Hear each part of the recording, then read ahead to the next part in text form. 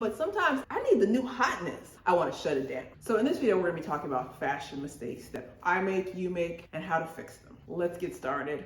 So the first fashion mistake that I think a lot of people make has to do with accessories. Either you don't wear enough accessories or you wear too much. It's all about finding that right balance for you. I've been wearing jewelry my whole entire life. My mother got my ears pierced when I was 3 months old. Almost every picture that I either have earrings or some type of necklace on. I've always been a lover of 14 karat gold. I love stacking gold necklaces to the point that one of my friends has nicknamed them my Mr. T starter kit. Usually I rock very chunky necklaces. I've just been trying different types of necklaces. These were gifted to me by Ana Luisa. So Ana Luisa is a sustainable jewelry company. The jewelry is 14 karat gold plated. It's using recycled gold. So instead of that gold going into a landfill, it's being reused to make new jewelry pieces for this next generation. Although I love 14 karat gold jewelry, it's very expensive. And lately I had been buying things that weren't just gold tone. What I was finding was they looked really cute, but after a few wears, it would fade or the color just wasn't consistent. So I was in the market for a 14 karat gold jewelry brand, and I was so excited when Ana Luisa reached out to me to send me some pieces. So currently they're having their biggest sale of the year. I'm gonna leave you all the details and my link in the description. I've been really rocking chunky jewelry.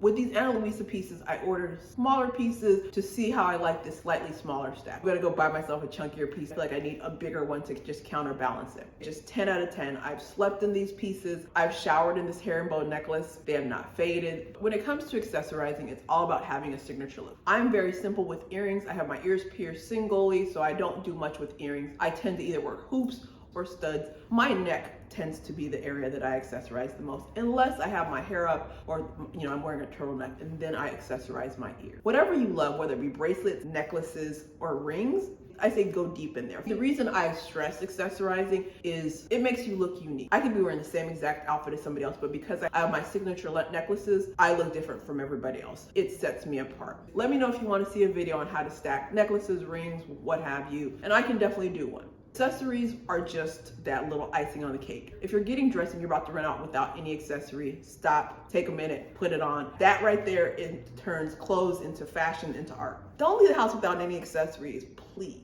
That's how we fix the accessory issue. So the second fashion mistake that I'm guilty of and that I'm working on is owning duplicates. I distinctly remember Old Navy had like these tank tops. I bought like 10 of these doggone tank tops. I don't know why, because I only wore the black, white, and I think the pink and the blue. If it's a basic, I may do 3. For undershirts now, I do a black, white, and a nude. Maybe sometimes a gray, but I'm not doing 10 different colors just because I know I don't wear all those colors. But even if I buy 3 of something, I'm gonna have a favorite. I'm more than likely gonna either wear the black or the white one the most, and the third color, it's for razzle dazzle, but it's not gonna get the love it deserves. We really need to understand that we have favorites. Nobody is just gonna be out here like doling out the wares equally. It's not gonna happen.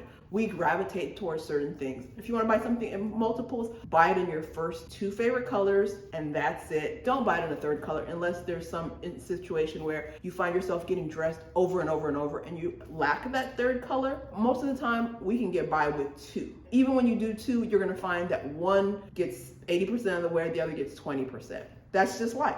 Stop buying duplicates and use that money to buy something else. So the next mistake that people make is not paying attention to proportions. What does that mean exactly? Well, when you're getting dressed, it's all about creating a balance. I know not everybody wants to create an hourglass figure, but you don't want to look like you're top heavy or bottom heavy. You want things to be balanced. I am an hourglass, meaning my shoulders and my hips are about the same size and my waist is small. That for a lot of people is considered the ideal balance, right? That hourglass figure. If I put on anything, I'm trying to maintain that hourglass figure. Currently, shoulder pads in like blazers are very, very popular. I have to be very careful with shoulder pads. So a lot of women are pairs, meaning their bottom is larger than their tops. Those shoulder pads are gonna add balance to make it appear that their shoulders and their hips are the same size. For me, since my shoulders and hips are already the same size, adding some shoulder pads on top of that tends to make me look a little bit top heavy, which I don't like. I often see a lot of influencers saying, oh, buy oversized jackets, buy oversized jackets. I have to be really careful about that. So always pay attention to what your balance is. So if you're a pair, always pay attention to your top. For me, I just always pay attention to the fact that my shoulder and my hips stay the same size and my waist is in. You will almost never find me in anything that's not cinched in or cropped in my waist. Not the kid. However your body is built,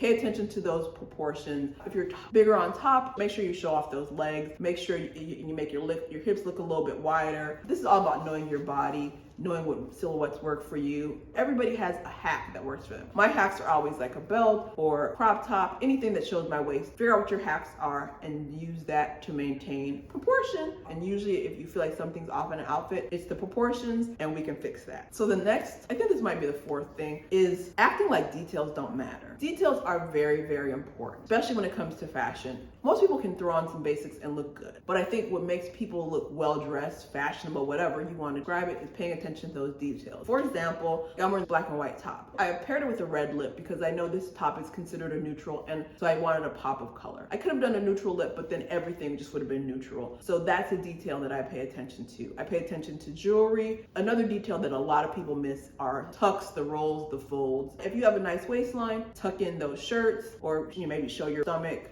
If you have a blazer on, the weather's nice, push up those sleeves, maybe even roll up the cuffs of your pants. Just those little styling things will take your outfit from boring to banging. When I worked as a stylist, we always got people dressed and then we kind of worked on the details before they got in front of the camera. And oftentimes people aren't doing that, and that to me is a big, big fashion mistake. Pay attention to those small details. The fifth fashion mistake that I think a lot of people make is either trying too hard or not trying at all. It's definitely a balance, right? Some days, if I feel like I'm trying too hard, I have to take an accessory off, or maybe take an outfit that's over the top and just maybe change the shoe. That's my struggle. I feel like if you're watching this video, you care about putting in a little bit of effort. I do the basics. I believe in good foundations. I don't believe I've been doing too much. If I'm doing too much, it wears me out. Focusing on a few details will help you so you always look like you tried a little bit. It's better to look like you tried a little bit than not looking like you tried at all. Maybe that's just me. Let me know if you're one of those people that try too hard or don't try at all. I'm Goldilocks, I'm just right, but let me know where you fall on the spectrum. The sixth fashion mistake that I think a lot of people are guilty of is overdoing trends. I love trends. I love feeling like I'm doing something current. I have a good amount of basics in my closet and I love wearing them, but sometimes I need the new hotness. I want to shut it down. And usually when I feel that way, I'm going to be wearing something that's trendy. Trends are very, very easy to do because of fast fashion right now. It's not like you're paying thousands of dollars for a trend. My advice, number one, don't overdo it. What I do before the season starts, I go to Harper's Bazaar, I go to Vogue, and I just kind of see what their trends are for the season. I pick 3